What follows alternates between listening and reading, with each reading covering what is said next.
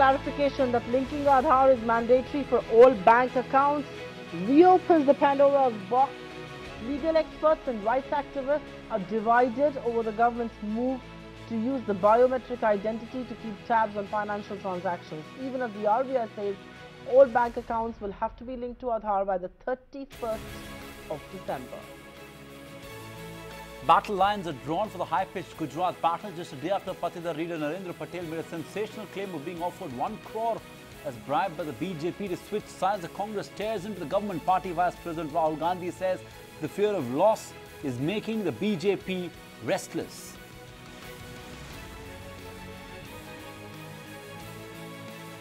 The Rajasthan government tables a controversial bill aimed at shielding public servants and politicians from prosecution without prior approval. The proposed law, which also curbs the media from naming an accused without government's nod, faces stiff criticism from both the opposition and from the ruling legislators. The centre walks the extra mile on Kashmir, handpicks former IB chief Dineshwar Sharma to lead peace talks in the troubled state. Home Minister Rajnath Singh says the government has given a free hand to Sharma to engage with all stakeholders, including the Hurriyat.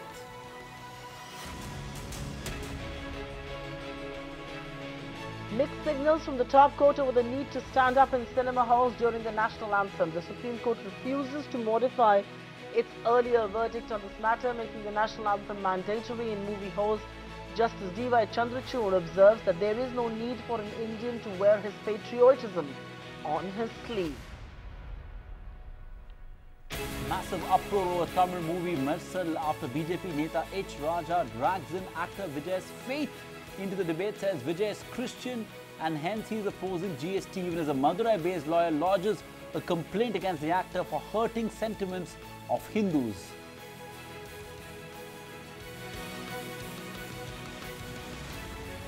A day of flip-flop trade ends on a positive note as the market shrug off weakness to end firmly in the green. Nifty gains nearly 40 odd points to end at 10,180. Brisk buying is seen in PSU banks and the IT stocks. Meanwhile, Reliance Industries emerges as the clear winner after the company hikes tariff. Company's market cap hits the magical 6 lakh crore mark.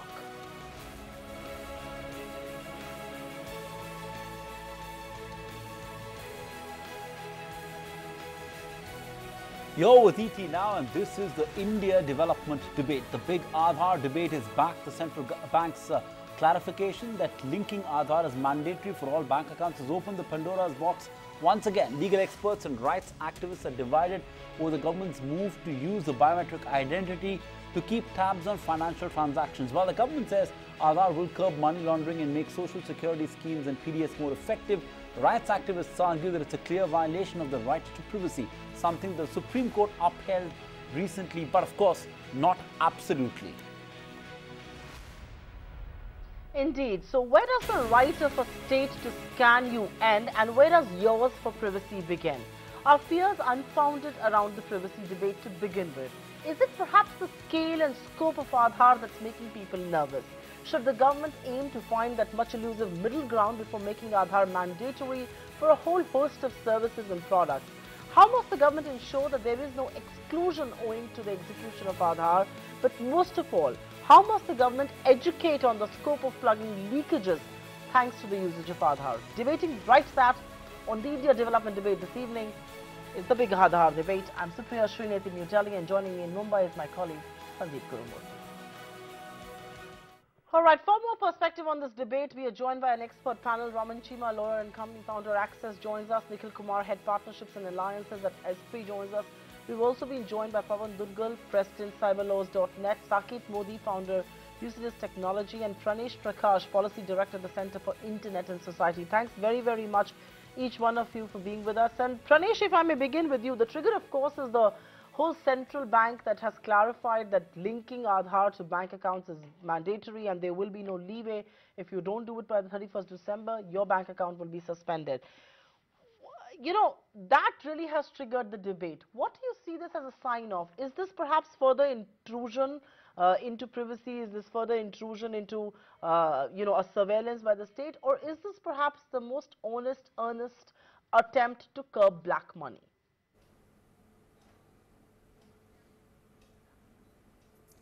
I'd like to make sure that what I say about Aadhaar is constructive criticism. So first off, we must note that as a law, and as a project, it started off by promising not to be mandatory.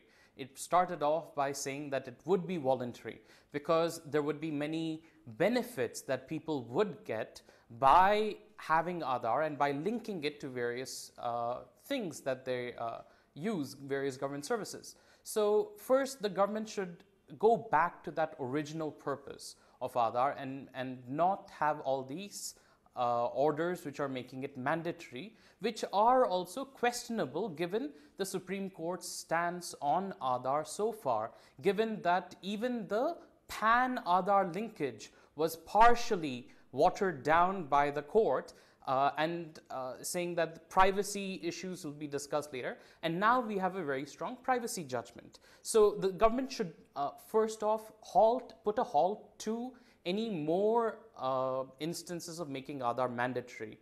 Apart from that, there is the concern of exclusion. So apart from this, the other big story around Aadhaar right now is people literally dying, including an 11-year-old girl, for lack of Aadhaar, for not being able to get rations because of Aadhaar mandated linkage. Right. Now, in those kinds of cases, it is clear that requiring biometric authentication for Aadhaar is not the only option. There are so many other ways that are available, right, including what in Aadhaar is called demographic authentication, of ensuring that the person before you is who she or he says claims to be. Okay. So it's unclear to me why, despite the UIDAI's CEO himself saying that this kind of biometric linkage is not necessary. Indeed, he says that the Act and Section 7 of the Act says that no one shall be excluded from any service due to lack of Aadhaar.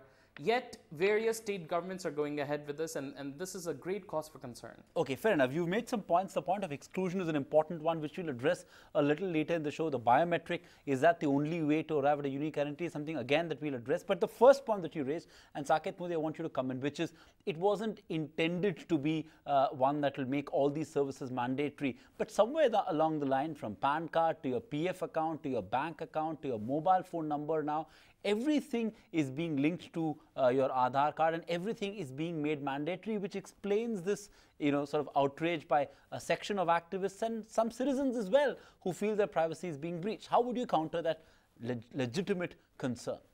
2 quick points. The cell phone which was made, Sandeep, was never made to do anything apart from talking. But today your life revolves around the cell phone. Now, people can always argue, no, it was designed to only speak over communication channel, and right now you're literally doing anything and everything on the cell phone, and that shouldn't happen. Now, why I'm giving you this example, let me draw another parallel. 1932 is when the Social Security number was first came up in the United States of America, with the exact same intent of Aadhaar, of distributing the right kind of subsidies to the right people who require that. While that became very, very popular, the tax department in the United States said, whoa, this looks like an amazing thing we could use to identify people when they are filing for their taxes. And that's exactly when, and this was in 1962. So the Social Security number came in 1932, and in 1962 is when the tax authorities in the United States said, look, I would love to have everybody's Social Security number while they file for the taxes, because I think it's a great way to track the individuality of everybody. So number one, I still feel that Aadhaar is serving the purpose what it was meant to do. However, in that process of uniquely through technology being able to identify and authenticate 1.1 billion people in such a large country, I think that itself is magic, nothing less than that. If you talk 10 years back, this almost sounds like a science fiction movie. Once this has happened, now finally the other departments of the government, be it the Ministry of Finance, Ministry of Transportation, any of these, or the telcos, have now started realizing the power of unique identity and how easy it is to send a couple of packets of just your biometric data and just get back to the information saying that yes, this is the genuine guy who he's claiming to be. That's all Aadhaar is all about. One more point which I would like to make, We started the story with the headline which you guys flashed, saying that government or the Reserve Bank of India is now making it mandatory to link your Aadhaar card because it wants to track your transaction. This line technically is absolutely incorrect. I'll tell you why this is incorrect. Right. First of all, why? UIDAI doesn't by any means store your information of your transactions or what you're doing. There's only one technical thing which is correct out here, that you're being asked to validate the authenticity of when you're opening an account, whether you're genuinely the same guy or not. And how does the bank do that? When you go to the bank, or right now if you already have a bank account, the bank is telling you, send me your Aadhaar number and your fingerprint in case there's a mismatch between the name which is there on your Aadhaar card and your bank account details.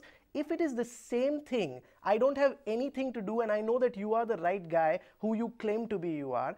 But on the other side, if there is a mismatch, then there is a problem. That means there probably is a reason that you're an imposter, trying to show that, look, there are these 5 more accounts that I have with 5 different names. That's all that Aadhaar is doing. Once the authenticity of the of the identity is validated, Aadhaar has nothing to do with your transactions. It is exactly what it was before this even the Aadhaar Act came. So I don't see how Aadhaar is monitoring your financial transactions by any means, apart from validating that you are the right guy who you're claiming to be you are. That's all that Aadhaar is, and I don't see a problem in this. But I'm presuming, Saket, Saket, I get your point that I think bashers of that argument will say, but how many imposters are there in this country trying to duplicate bank accounts and vice versa? But I'm just going to put that question to Pawan Duggal, who I'm sure has a point of view, and that may not necessarily be your point of view there. The whole idea of Aadhaar, Mr. Duggal, was voluntary. It wasn't mandatory. Do you believe it's the scale and scope which is perhaps fueling some suspicion, which is perhaps making people uncomfortable and nervous, from your telecom to your bank account to most of the services? They now require an Aadhaar card. Is that what is the issue, the scale and scope? I think Indians as a citizenry need to be concerned, primarily because Aadhaar has got the fertile, shall I say, roots to become the biggest monitoring system that the world has ever known. More significantly, let's forget about everything. When we began with Aadhaar, it was voluntary. The Aadhaar Act was formed keeping in mind that it will be voluntary. Midway, the government changed its course and started making it mandatory. Now, when the Aadhaar Act was formed, they were only concerned with the security of the central identities data repository, and consequently, provisions for the same were made under the Aadhaar Act. The Aadhaar Act never visualized that it will be mandatory. So when the government started making it mandatory, what effectively started happening was that a very fertile ecosystem started developing around Aadhaar. As things started getting connected to Aadhaar, whether it is your PAN card, your bank account, your income tax, and so on and so forth. Now, the problem is this entire ecosystem is completely unsafe. There have been no thoughts on how to ensure the protection and preservation of cyber security of the Aadhaar ecosystem. So merely saying that the Aadhaar is safe doesn't make any sense if the ecosystem around which Aadhaar has been built, or which is the foundation of Aadhaar, is itself not safe. And let's face it, why is India as a nation in a state of denial? Wikipedia published a big story of the fact that a large chunk of the Aadhaar database is with foreign agencies. Now, as a nation, we haven't even had the time to go and address the allegations by barely saying a bald denial. The fact is, India today does not have a cyber security law in place. The National Cyber Security Policy of 2013 has been just a paper tiger. And the question that we have to ask ourselves is, Aadhaar is here to stay. There's no running away from the fact, with 1.2 billion people. The issue is, how quickly can we now identify the loopholes in the cyber security of the Aadhaar architecture, and how quickly can we actually go ahead and fix up those loopholes, rather than continuing to be in a state of denial. As a citizen, I'm even more concerned, because now you're making Aadhaar mandatory, and the Aadhaar Act has stripped me of my basic civil liberties under the Constitution. For example, if my Aadhaar number is compromised in any manner whatsoever, would you believe it that the Aadhaar Act has even stripped all of us of the basic right to go and report this matter to the police? We cannot report this matter to the police thanks to the Aadhaar Act, because only the UIDAI is authorized to actually go ahead and register an FIR. Let's read the total number of FIRs registered by UIDAI, and it goes in double-digit numbers.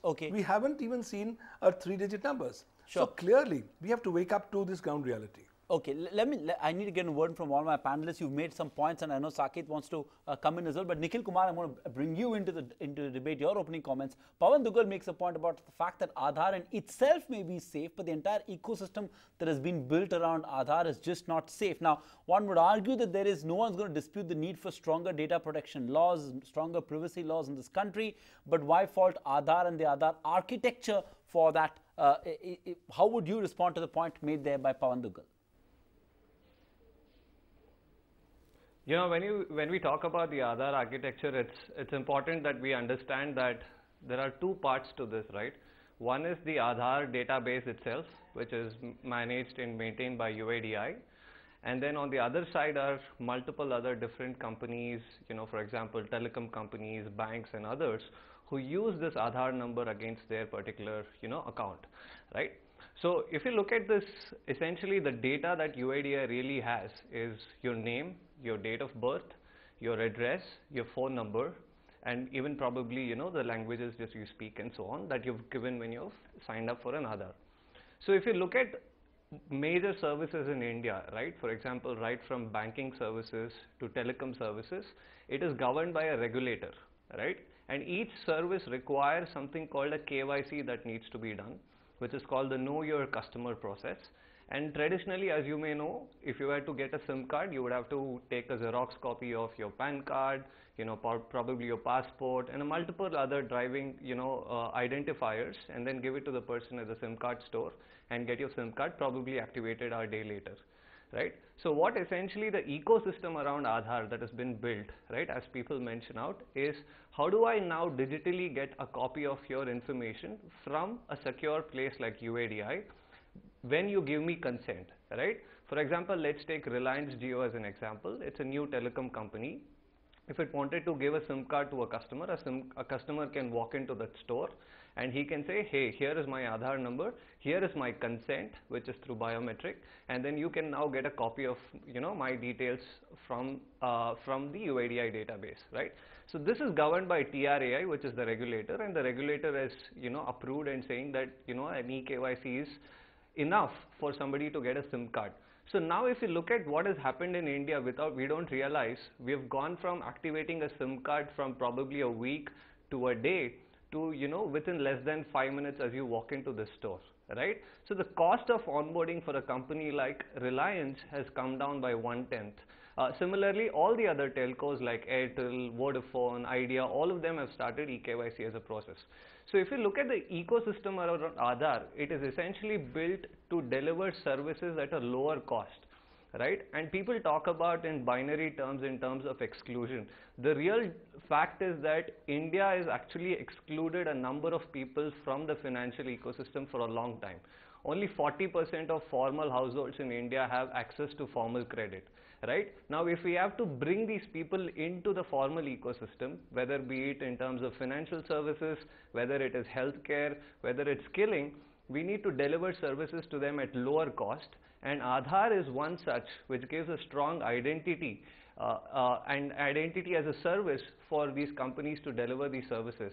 And I would argue to say that more than the state, I would definitely say the non-state actors have a, you know, a larger role to play in using Aadhaar and then delivering services to people who have not been, who didn't have access to these services before.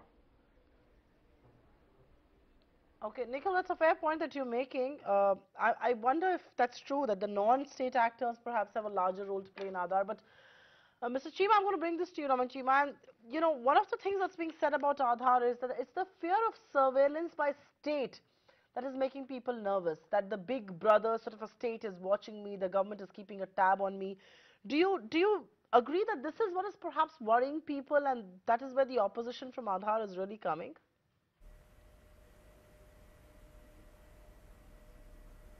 No, I definitely think surveillance is one top concern, but we have to acknowledge that that's not the only one. Most people are concerned because promises are broken, they were told Aadhaar would be voluntary.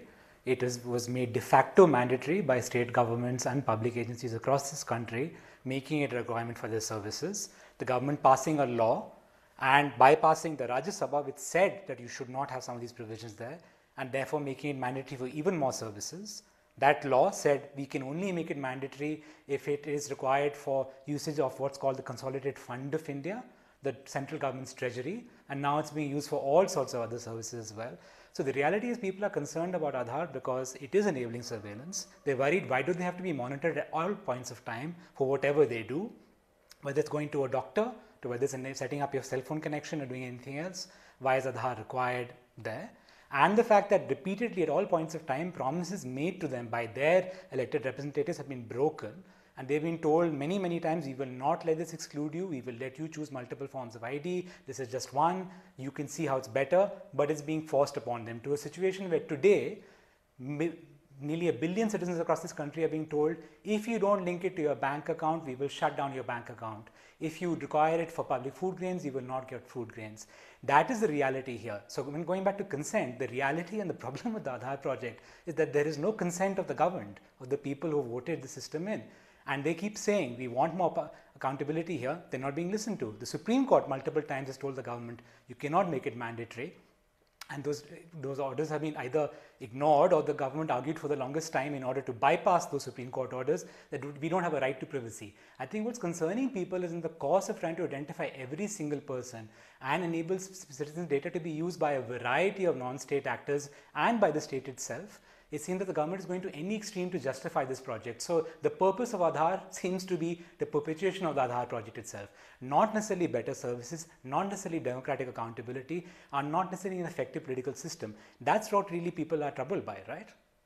It's a strong opening comment made there by you, Raman Chima. Let's get the counter view. Saket Modi, you've heard some of the panelists there who've raised some genuine concerns. One, the fact that the purpose of Aadhaar almost seems to be the perpetuity of Aadhaar.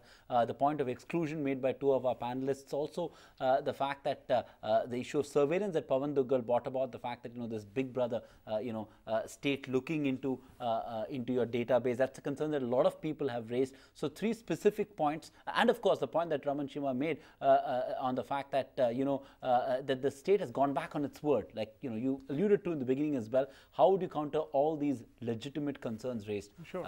I think out of all four, the biggest concern, as my friend Pawan and Raman also pointed out, is the surveillance one. Let's start from that, because I'll tell you why. Because personally, I feel the basis of this very point is not there, and I'll explain why am I saying this. Raman gave examples like, I don't see a reason why when I'm going to the doctor, the government needs to know that. I don't see a reason why when I'm opening a new phone connection, the government needs to know about that. You're absolutely right, and that's the funny thing, and the reason why I smile across these debates is because the funny thing is, even after this, the government still doesn't know that you have, or you're opening a bank account, or you're opening you're taking a cell phone connection. All it's doing is, of course, it is the duty of the state to ensure, and the private telco to ensure, when they are issuing you a phone number, it is issuing it to a genuine person. That's it. In order to verify that, today also you give your KYC. Now, thanks to technology, through APIs that UIDAI provides to everybody, all you need to do is give your fingerprint and the Aadhaar number, which you were already giving in the first place in the form of other documents, and there were other things which you were giving as the KYC. And all UIDAI does is, and I can't emphasize this enough, that it simply has an open system where a Reliance Jio or an Airtel would send a request using packets saying, look, there is a guy called Saket Modi, and this is a 12-digit Aadhaar number that he's saying he has, and there is this fingerprint. Does this all belong to the same guy? Is he the same guy that he's talking about? The moment UIDAI verifies that with its database, it reverts with, yes, it is the right guy. That's all. That is the only place where UIDAI comes into the picture. There is absolutely nothing else that needs to be done. Now, there is always a counterpoint that you can make on this. But Saket, what about tomorrow if there is a fraud, and if the government wants to know that this Aadhaar number is this making, how many phone numbers does it have? How many bank accounts does it have? Can it find out? Yes, it can absolutely find out, but then you need to go to the court in order to take a warrant from the judge, and the judge will say that, okay, there's a case which is a legitimate case where you need this information, and you go back to the telco, not UIDAI, not the government, but the telco saying that, look, there is this Aadhaar number. How many numbers do you have linked with this? That's all that Aadhaar linking.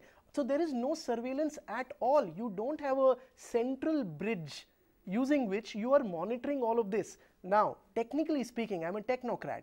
Can this not be built in the future? Believe me, it can be built, and I'm not debating on that part. However, to build that, you need to modify the Aadhaar Act.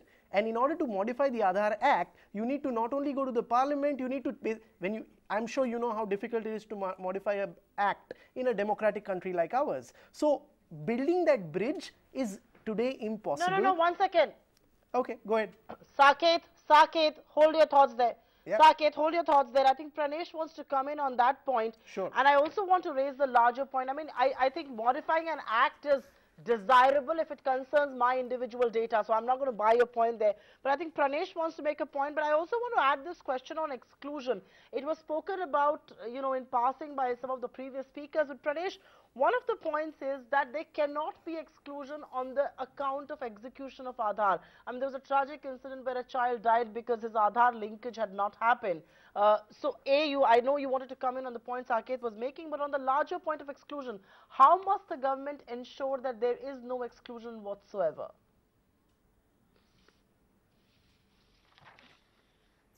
First, I want to raise some of the issues that Mr. Modi raised, and I'm very sad he's hardly a technologist. He hasn't studied Aadhaar-related technology. He does not know what he's talking about. When he says, for instance, about what UIDAI knows and what it doesn't know, that's woefully misrepresenting the point. The question isn't what UIDAI knows necessarily. It's about what all kinds of other government agencies and private agencies know about you through your use of Aadhaar. 1. 2, we know of multiple cases where recently even a dead man is being brought to an Aadhaar enrollment center to be able to discover who that person is, to see if he was already enrolled. We know of multiple cases of missing children being taken to an Aadhaar enrollment center, and the orphanages actually being told who the parents are. Now, these kinds of cases didn't go through courts. So I don't know what fantasy world Mr. Modi is living in if he's not reading these newspaper articles. So these kinds of things ought to go through proper procedure. They currently aren't. So proper procedure must be followed. Secondly, he raised the issue of social security number being used for everything. Yeah, right? just he one might point, not Pranesh. have heard about 145 million social security numbers being, please let me finish my point. Sure. 145 million social security numbers being leaked in the US right now through Equifax. So what is now the government doing? It's trying to see how it can move to a system that is different from social security number. Now, can we do that if a leak happens here in Aadhaar? Not really, because your biometrics, you can't change it. Your social security number can be changed. Systems can be changed. Your fingerprints, unfortunately, they only change with age. They only change with hardship and things like that. You can't voluntarily change them. So how would he propose that these kinds of things be fixed? Thirdly, I'd like to point out that right now there is a law on paper, section 29. Pranesh, if I could just interrupt you, I need to go to other panelists as well. I'm going to let Saket come on the 2 points that you've raised, the and first then I'm going point, to take it to other quickly, points. Very quickly, Pranesh, I'm surprised what you said. You said it's not about what UIDAI knows about, us. It's about what the private companies and the government would know about us thanks to Aadhaar. Again, this absolutely doesn't make any sense. The private companies does not know a cent of more data about you because you're connecting your Aadhaar number to them. An HDFC bank that I put my Aadhaar card number at, he doesn't know anything about me more, or a Reliance Jio, or a Ministry of Transportation where I'm linking my... It can just combine databases. It can buy data from What are you talking? No, no, no, no. Here's the thing. It can buy data from other What are you talking about? databases HDFC Bank buying database of Reliance Jio? Is that what you're talking about? I mean, okay, fair enough. Okay, you made your point. Let me get in. Okay, Yes. you made your point. Yes, Saket, them Praneeth, combining databases Saket to offer Saket you services without your Saket and consent. Praneeth, you made your point. Let me get another panelist. Pawan Duggal, I'm coming to you first. The point that Saket is making that non-state actors have limited access, that this whole concern is a bit unfounded, that non-state actors or a private company like an HDFC Bank or a Reliance Jio has access to your information. So to that extent, this whole issue is a bogey, says Saket Modi. absolutely.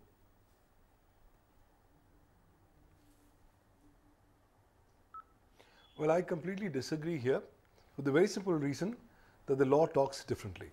When I look at the Information Technology Act 2000, all the state actors or non-state actors who are asking for your Aadhaar and who are providing any service of any kind using data and information in the electronic form become intermediaries under Section 21W of the Information Technology Act. Now, this is so because Aadhaar information can only be authenticated electronically.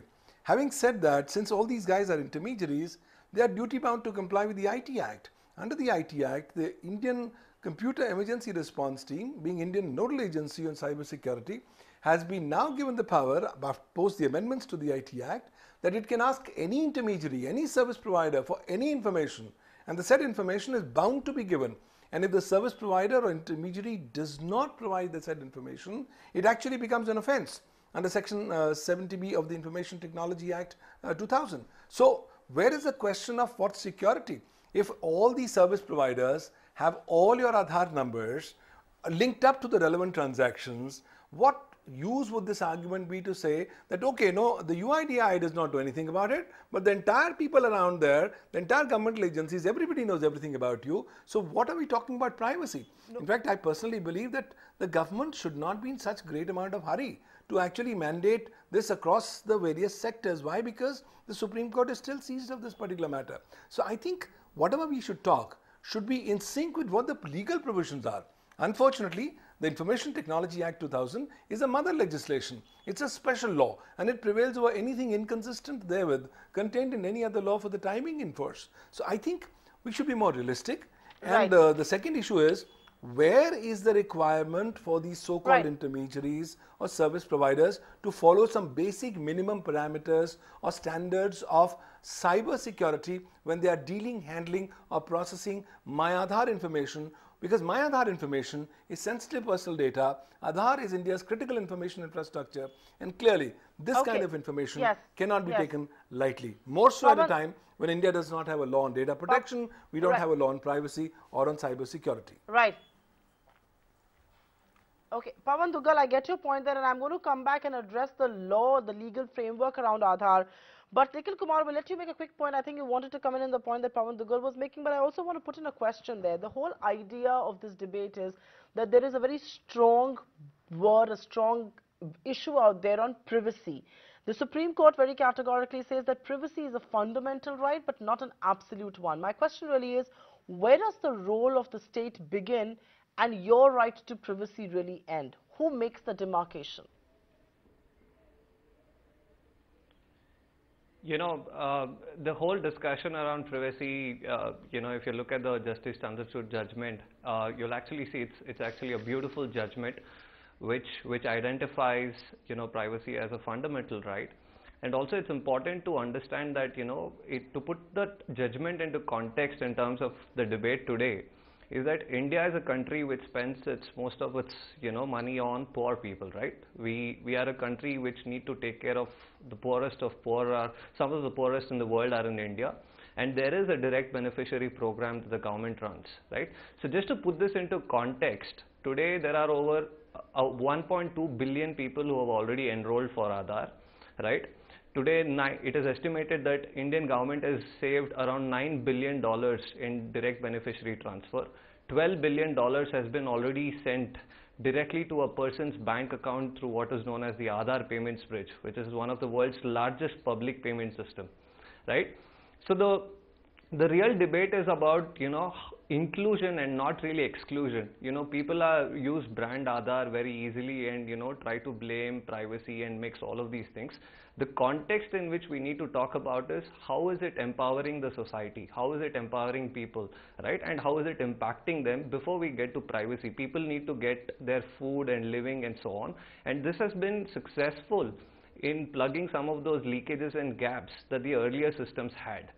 Now, if you come specifically to some of the points that, you know, Pranesh and Pawan Duggal have been talking about in terms of protection, if you look at the Aadhaar Act, it is one of the most advanced act which clearly identifies privacy and has also laid out rules and regulations of how an agency should use data and so on and so forth. Now, based on this has also been recognized by economists. It's also been recognized by the Supreme Court in this particular judgment. And a committee by Justice Sri Krishna has been set up. To specifically look into data protection laws, you know, for India. And I hope and I'm optimistic that India will come out with one of the most forward-looking laws, and hopefully the world can learn from us. Let's take this across to Raman Chima. And Raman, you know, we were talking about a law for ensuring the fragility of data. We were talking about a legal framework of sorts. There isn't a very strong legal framework that's available in the country right now, or that exists in the country. Shouldn't that sort of a law be priority before Aadhaar is rolled out and the scope of it is expanded the way it has been? See, that was an option available to the government. You must remember that from 2010, 2011 onwards, the Union government, including the previous UPA government, started work on a privacy law, an attempt to create a comprehensive privacy statute that would oversee government surveillance, data protection and other issues. These are concerns that were also raised in the parliamentary committee studying Aadhaar at that point of time.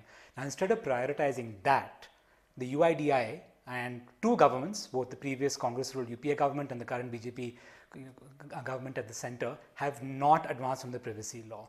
Instead, what happened in between was they rushed through an Aadhaar law, and I take unfortunate offense with what Nikhil said. I don't think the Aadhaar law is a great form of legislation. It's an incredibly shoddy piece of legislation, passed unconstitutionally as a money bill through Parliament. Despite attempts by MPs to improve it, those improvements are not taken on board. The government rubber stamped that through. No public consultation on the Aadhaar law, no standing committee of Parliament is involved, issued it. After that, they could have still come up with a privacy law. They didn't. Instead, they went to the Supreme Court and said, we don't believe there is a fundamental right to privacy. Now, after losing that in the Supreme Court and being told they should act on it, there's finally a committee looking at the subject. But the reality is that there are already provisions, even under the flawed Aadhaar Act, which the UID should be using. The UIDI can terminate access to those entities who are misusing Aadhaar data. Instead, they've been sending communications to Reliance Jio, to Airtel and other companies. They have not sent letters to the actual statutory regulators like TRAI or the RBI. They've instead just kept this public pretense of saying we are doing something. They have not terminated access in the meantime for many of these players. Only some players, after major public and press attention, did they take action. And more importantly, today, the UIDI has access to every single authentication transaction that takes place. They know who's accessed or what. So if they know, for example, I've authenticated my Aadhaar at a telecom shop, I've gone and used Aadhaar to verify against some other service at a merchant and then been verified somewhere else, they have a fairly accurate record of where I am. And unfortunately, under the Aadhaar Act regime, the access to that information is under a fairly limited and not strong process. So the reality is we need a strong privacy law, and I hope we see that. But we need the Aadhaar Act itself improved, and we need actual responsibility and accountability from the UIDI and the Union government as a whole, which unfortunately we have not seen. So I think legal reform is part of the step here, but recognizing that there's a genuine problem and there's a lack of governance and accountability is also an important corresponding step. Sure. Saket, comment on that. Even as we wait for a stronger data privacy law, and I'm sure my entire panel agrees on the need for a stronger data privacy law, but do you believe that there is the current legal provisions in the Aadhaar Act are strong enough and are enough of a deterrent, at least to address some of the concerns raised by a panel specific to Aadhaar? Think of it like this. 1.1 billion Aadhaar cards doing tens of lakhs of transactions on a daily basis, both from an authentication point of view and now thanks to Bhim with Aadhaar, even the transfer of funds which have been happening through that. How many genuine cases of fraud or leakages of Aadhaar have you seen? There are very, very limited number of cases which the UIDAI themselves have gone ahead and identified and filed the FIRs against. You know, there was a couple of cases which were seen, and any new system at the scale at which we've launched this will always have some challenges. I'm not saying there's no scope of improvement. I'm all in for a privacy law. I personally feel that we as a country require a much stronger data privacy law, but not from the Aadhaar perspective only, but in every form of data that we are producing on the internet. We are such a large population on the internet which is there. So coming back, I think, and again, I'm talking with my experience of serving Fortune 50 companies in New York, in San Francisco, across the globe, and of course in India. From a technological point of view, from a fraud alert point of view, I can give you this as an on-record testimony that we have one of the most strongest technical backups and systems for the security of the Aadhaar systems which are available on the planet as we speak. And guess what? Even if something fails out there, saying that this is the only bridge through which something can go wrong, I'm saying that I'm happy to have another long debate around that. That worst case scenario, if an Equifax happens in India, what one of my colleagues pointed out, I can tell you that we are secured even after our Aadhaar number being linked. By the way, Aadhaar number is never a secret thing. I mean, I can tell you my Aadhaar number. There is absolutely nothing secret about that. But coming back, even if the biometric database gets leaked, I'm sure that you were pointing towards that, right. There are clear fallbacks where things like, you know, there's an upper limit to transactions that you can do through Aadhaar, through BEAM, and other things which are around it. So I'm pretty convinced with the structure you've got. Right. Saket, I'm running out of time, so I just have 1 minute. I'm sorry, I need to come in. Speakers right now, and Pranesh. Yeah, Pranesh, I'm going to let you come in, but I will also ask you this question. You know, this entire I just like to say that the sense that the government perhaps, 1 second Pranesh, the government perhaps has failed to find that middle ground. Maybe things have been made mandatory too soon. Has the government in some sense eluded that middle ground really on Aadhaar? That's what Pranesh. Sorry. Go ahead. Pranesh. Just to address the point that Saket raised, I'd like to say that he really needs to study the Aadhaar architecture. He needs to read the Aadhaar Act. He clearly knows nothing about this. Section 29(4) of the Aadhaar Act actually makes it unlawful for him to publicly air his Aadhaar number. It is meant to be a secret under the Aadhaar Act. There have been more than 100 million Aadhaar numbers which have been put out in the public domain. If you search on Google, you'll find lots of people's Aadhaar numbers online even now. And I'd like Saket to actually read the law before commenting about it. Ramesh, what can you do with my Aadhaar number? Can you just tell me that? I believe the government and the UIDAI can actually, you can engage in identity fraud is what you can do, Saket. Give me one example. Please you know, I really challenge you on that. Give me one example. Hackers Pranesh, I'm afraid I'm really running out of time. I don't want to make this sort of, you know, I hope we have had more time and we could have sort of debated each of these issues in a more granular manner. So I'm going to come to you, Nikhil, on the question that Supriya asked Pranesh, which is on finding the middle ground. You know, should we look at having an Aadhaar? I don't think no one can fundamentally dispute the good that Aadhaar is doing to this economy as a whole, but do we need to build Aadhaar with strong safeguards? Is that the route that we need to take from here on? Nikhil, very quickly, 30 seconds. Absolutely. I think, you know, we have seen UIDAI already take some steps with that regard. There is a major security overall which is going in the biometric devices, which is probably one of the most advanced biometric security based, you know, architectures that we are adopting in India. Right. Along with that, there is also a need for a regulation to be, you know, implemented. Right. UIDAI needs to now work very closely with security companies, audit and test security agencies to ensure that the non-state actors or the third parties who use Aadhaar services, and including the ones in the government, right, are maintaining security standards and so on and so forth. I think, you know, it's not a binary debate, should we have it or not. We have already seen the benefits of it. In fact, if you walk out on common man and ask him, has he seen the benefit of it?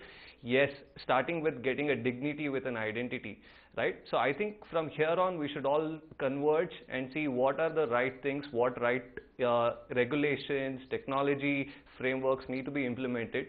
And I think hopefully in the next couple of years, we should get there. Pawan Dungal, will let you have the last word on the show, completely out of time on this edition then. And that has to be in response to what Nikhil was saying. It can't be a binary debate. But do you also believe somewhere along the way, the awareness around Aadhaar wasn't raised? And that's perhaps one of the reasons why there is so much of suspicion around Aadhaar. But of course, I'll let you respond to the larger point that Nikhil was making there. It can't be a neither nor debate, really.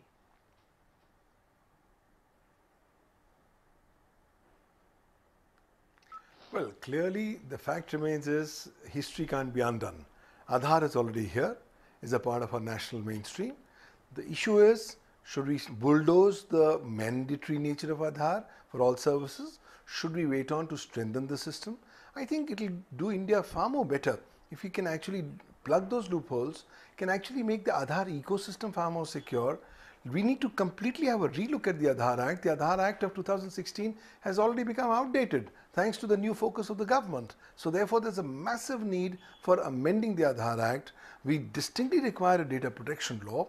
We distinctly require a legal framework on privacy. So all this has to be seen in a cumulative overall sense. Of course, at no point of time can Aadhaar only be singularly singled out. Everything has to be seen in a totality. But I distinctly believe that given so many distinct challenges that are existing in the Aadhaar ecosystem, it would do the government and the nation far more service if the current drive to make it mandatory can be temporarily halted.